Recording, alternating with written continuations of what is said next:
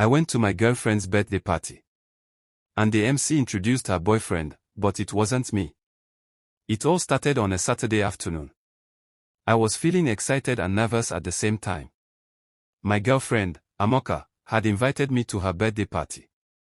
We had been dating for about 7 months, and things seemed okay, at least that's what I thought. I bought her a lovely necklace as a gift and even ironed my best shirt. The party was being held at a fancy restaurant hall in Ikeja, and from the pictures she had sent me, it looked like it would be a big celebration. When I got there, everything looked beautiful. The lights were bright, there were pink and gold balloons everywhere, and a huge banner that read, "Happy Birthday Amaka Red Heart," hung behind the stage. She was sitting at the center table, surrounded by friends. She looked stunning in a long red gown. I waved at her from a distance, and she smiled briefly. But then she turned her face quickly as if I wasn't that important. That was the first sign. I greeted a few people and took a seat not too far from the front. I waited for a while, hoping she'd come over or at least wave again. But nothing. She was busy taking pictures with some guy wearing sunglasses inside the hall. I told myself maybe it was just a friend or cousin. Then the moment came. The MC, a lively guy with a loud voice, grabbed the mic and shouted, "Ladies and gentlemen, it's time to recognize someone special in Amaka's life. Let's make some noise for the love of her life, her heartbeat, her one and only. Chuka." People clapped and cheered. I froze. A tall guy in white native wear stood up, walked to the stage, and hugged Amaka. She held him tightly. The same guy with the sunglasses. They kissed on the cheek. He even gave her a wrapped gift and whispered something into her ear that made her laugh like she was in love. My heart sank. I looked around, hoping this was just some kind of joke or mistake. Maybe the MC was playing a prank. Maybe Chuka was just a nickname she gave me without telling me. But she didn't even look in my direction. She didn't introduce me to anyone. She didn't act like I existed. I quietly stood up and walked outside, holding the small gift bag in my hand. The music inside was loud, but in my ears, everything had gone silent. Just as I reached the gate of the venue, I felt my phone vibrate. It was a message. From Amaka. "Hey, sorry I couldn't talk at the party. You okay?" I stared at the screen for a long time.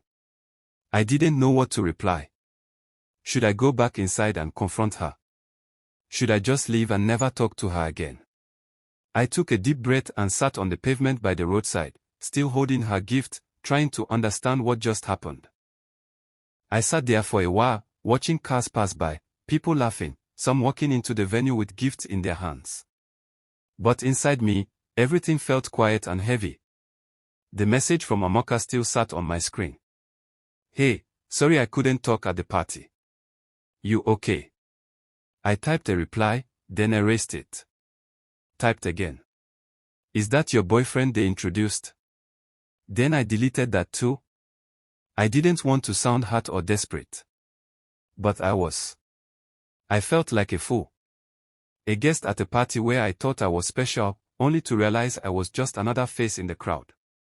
Just then, someone tapped my shoulder. I turned. It was Amaka's friend, Ikeja. She looked at me with sympathy.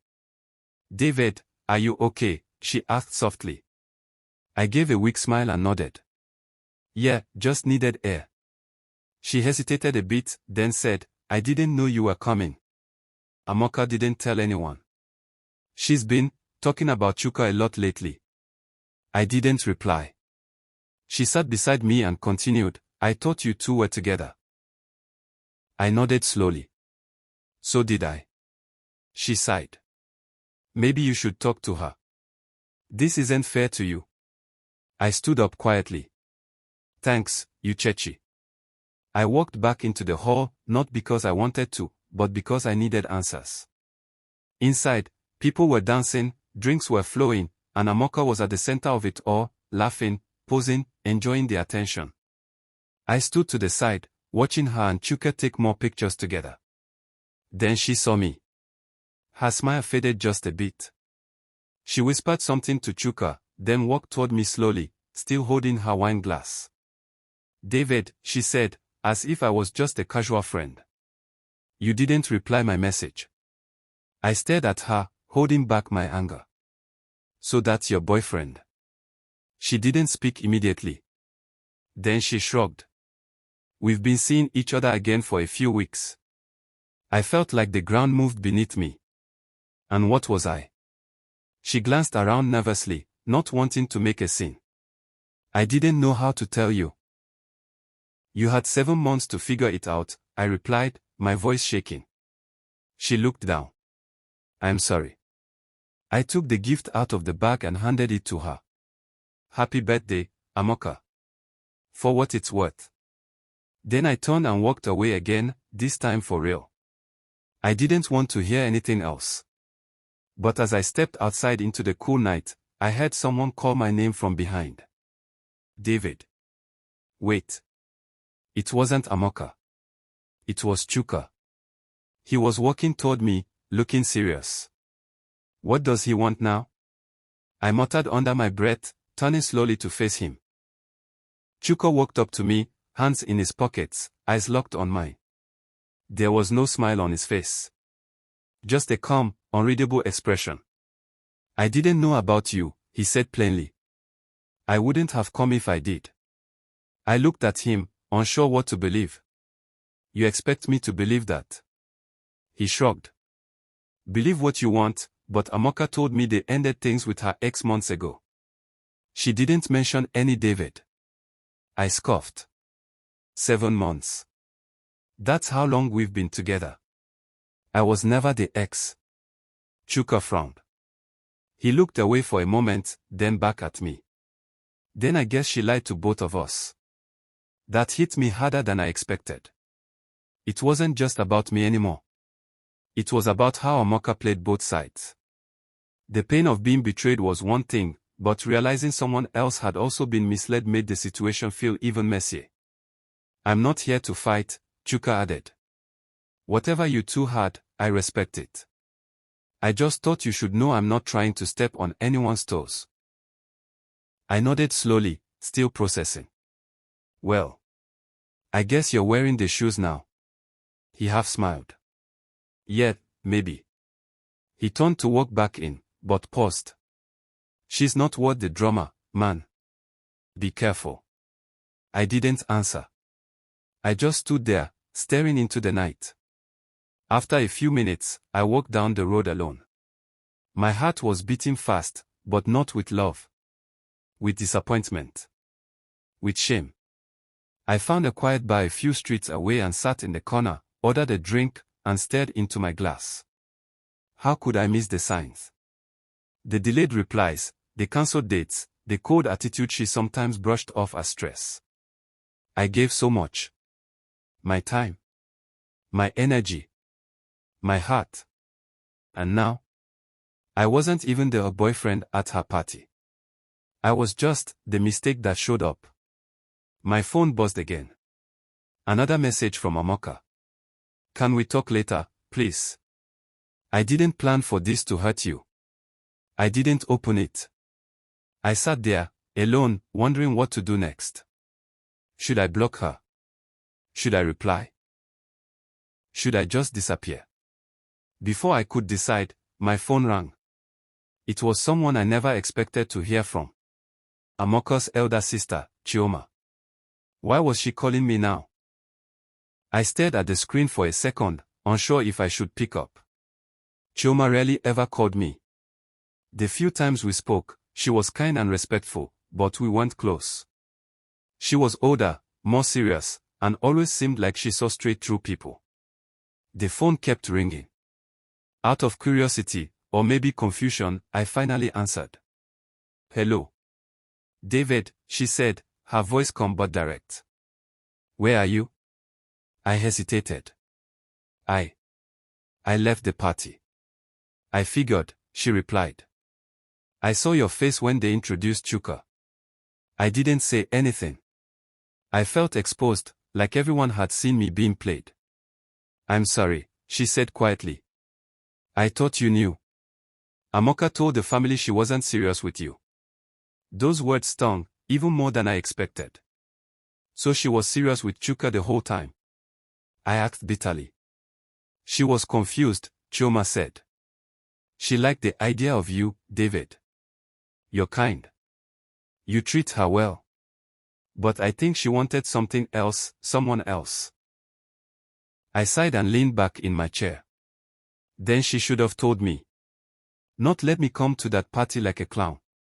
I agree, Chioma replied. She messed up. And I'm not calling to defend her. I felt bad watching it happen. You didn't deserve that. Her voice softened a bit. I told her to come clean with you weeks ago, but she kept dragging it. Maybe she thought you'd just disappear quietly. I laughed, but not out of joy.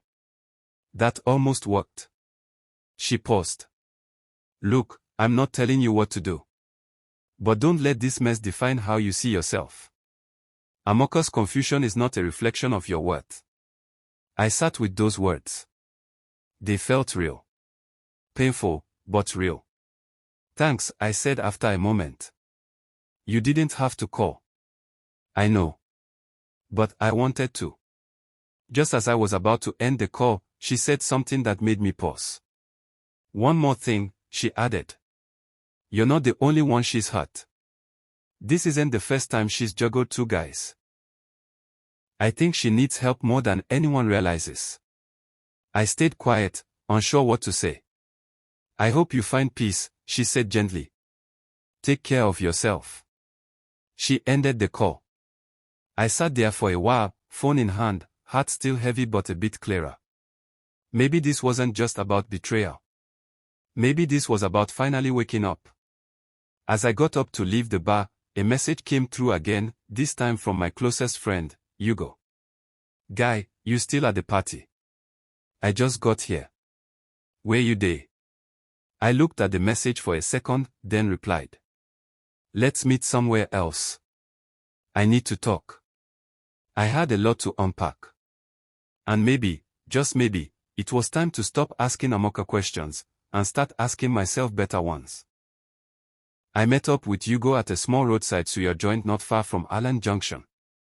It was quiet, the kind of place where real talk could happen without noise or fake smiles. He was already sitting with 2 sticks of suya and a bottle of malt waiting for me. As soon as he saw me, he shook his head. Guy, I swear I no understand women again. Chioma just called me and told me everything. I sat down, tired in both body and spirit. Bro. I feel like a joke. Hugo leaned forward. No, you're not. She's the one who messed up, not you. But I know that doesn't make the pain go away. I nodded slowly. 7 months, Hugo. I gave her my time, my heart, even my small money. And she didn't even have the respect to tell me the truth before parading that guy like I didn't exist. Hugo sighed. She's not your level, man. You deserve better. The whole situation is mad. But maybe it's better you found out now than later. I pulled out my phone and showed him the unread messages from Amaka. He hissed. Don't even reply that one. What's she going to say now? That it was a mistake. That you weren't official. I gave a weak laugh. Funny enough, Chioma said she's done this before. I wasn't the first. Hugo raised his brow. Then she needs healing, not more relationships. We sat in silence for a while, just chewing suya and letting the warm breeze pass over us. The pain was still there, but not as sharp. Talking helped. Having someone sit with me in the mess helped. Then Hugo turned to me. So what now? What's your next move? I looked up at the sky, the Lagos night humming with distant horns and generator sounds. I don't know, I said honestly. But I know I won't go back. Good, Hugo nodded. This should be the beginning of something better, not the end of you. My phone buzzed again. This time, it wasn't Amaka. It was a DM request on Instagram. From a girl named Tonya. I clicked it. Hi, David. I was at Amaka's party earlier. I saw what happened. Just wanted to say you handled it maturely. Not many guys would. I frowned a bit. Her name didn't ring a bell, but her profile picture looked familiar. She was one of the guests who helped serve the cake. I showed the message to Hugo. He smirked. Guy, you see your life. From heartbreak to Instagram DMs. I chuckled for the first time that night. Maybe this wasn't the end. Maybe it was just the start of a new chapter. But I still had one more thing I needed to do. And it involved sending Amaka one final message, on my terms.